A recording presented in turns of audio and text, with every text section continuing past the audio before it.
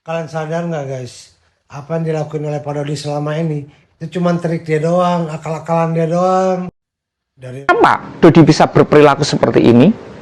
Nah, perilaku itu dipengaruhi oleh kepribadian, cara kerja otak, dan juga belief system. Nah, sepanjang pengamatan saya, Dodi Sudrajat ini memiliki sifat melankolis yang kuat, di mana watak melankolis yang kuat, di mana watak melankolis ini memiliki sifat yang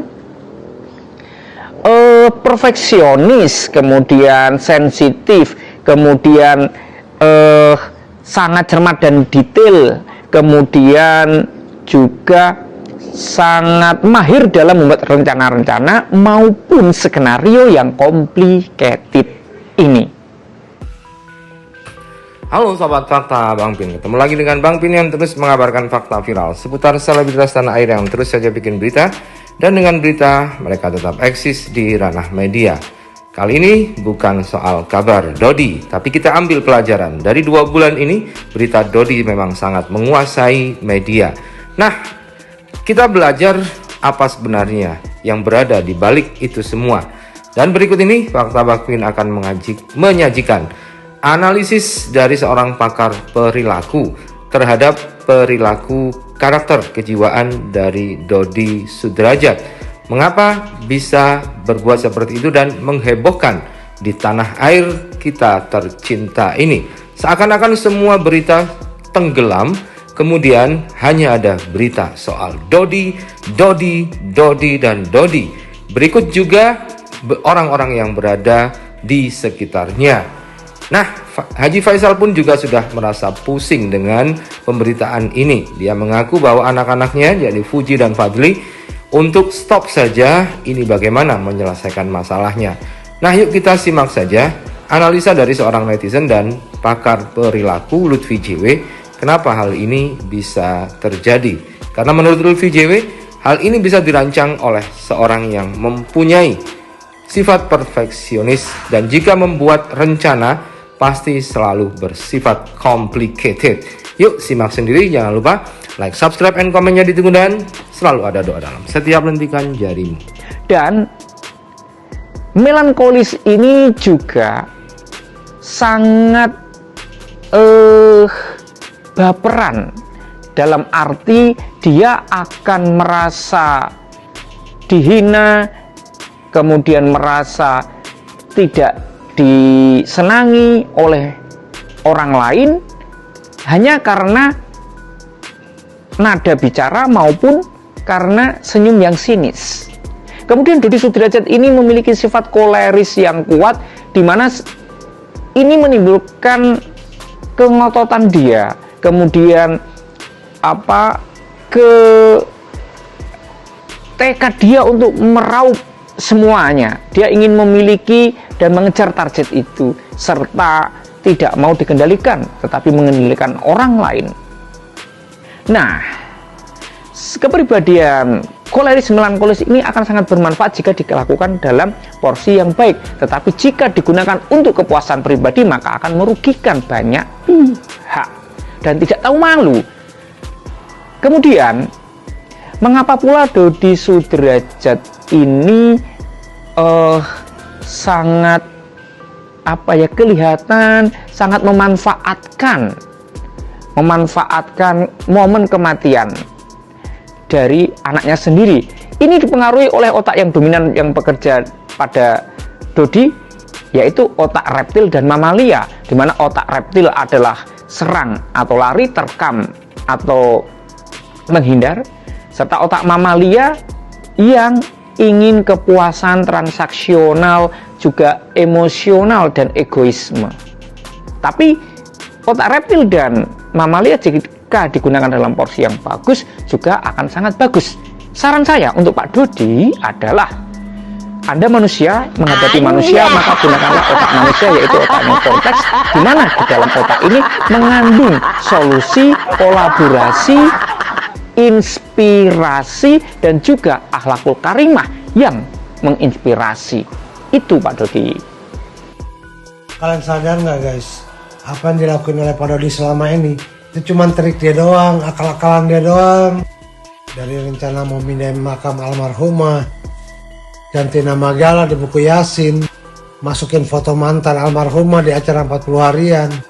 Emang kalian pikir itu dia lakuin buat apaan? Apa Pak Dodi ngelakuin semua itu karena dia benar-benar mau mendapatkan hak asuh sama hak wali dari Gala? Bukan. Dia emang gak peduli sama Gala, bodo amat.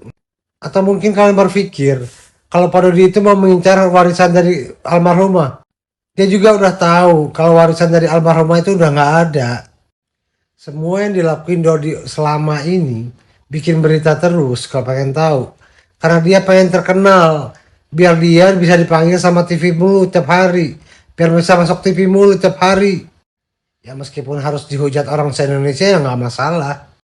Satu-satunya ambisi dari Pak Dodi saat ini adalah mau jadi artis. Ini semua tuh trik. Kalian tahu kan Dennis Cadel? Ini trik yang sama yang dipakai oleh Dodi saat ini. Dalam dunia pertelevisian itu dikenal dengan namanya peran antagonis dan peran protagonis. Dan Pak Dodi ini berhasil banget nih memerankan sebagai peran antagonis. Gue rasa nih buat emak-emak nih ya, yang lihat dia di TV, pengen pecahin tuh TV-nya.